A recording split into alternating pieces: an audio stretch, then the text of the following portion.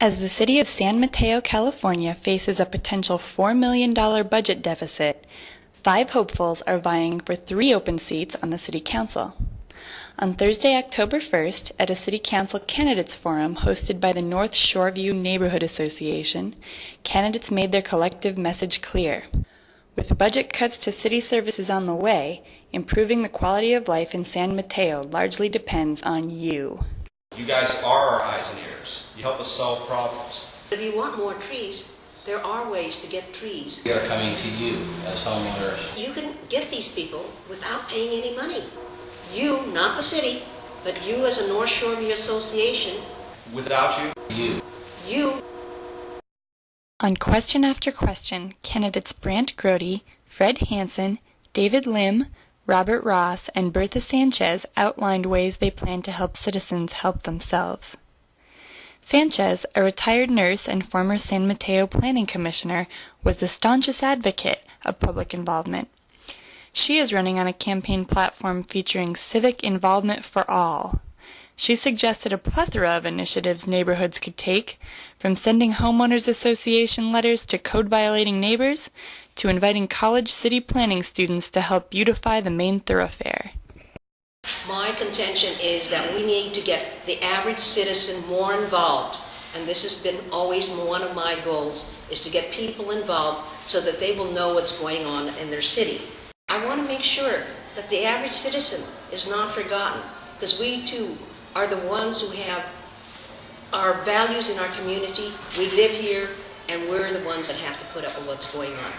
Grody, the mayor of San Mateo and a city council incumbent, echoed Sanchez's sentiments in many of his responses.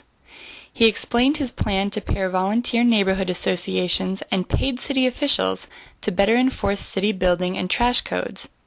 He also urged voters to support 2 tax increase measures, L and M, which will appear on the ballot this November.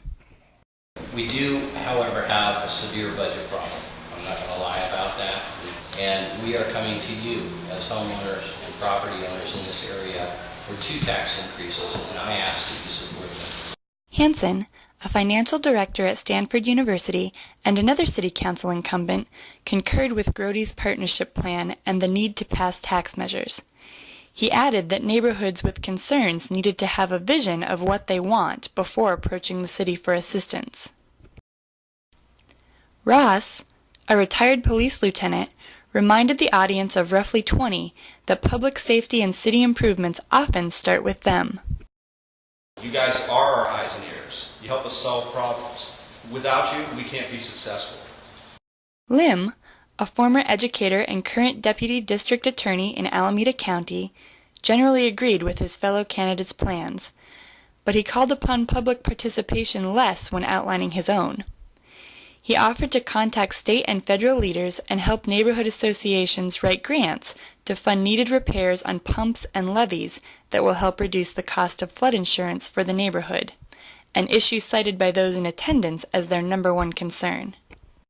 In San Mateo, nearly 35% of the population is over age 50, as are all the city council candidates except Lim, who is 39. And the senior sector of the population votes. In a September 2009 survey of over 50 San Mateo residents, 92% reported voting in the last general election. In that same survey, only 29% of over 50 adults reported that they had done volunteer work in the past year. How this will translate in a city council election where candidates are calling for public involvement is anybody's guess. For his part, Doug Brown, the president of the North Shoreview Neighborhood Association and a member of the senior demographic, applauded the candidates' calls to public action.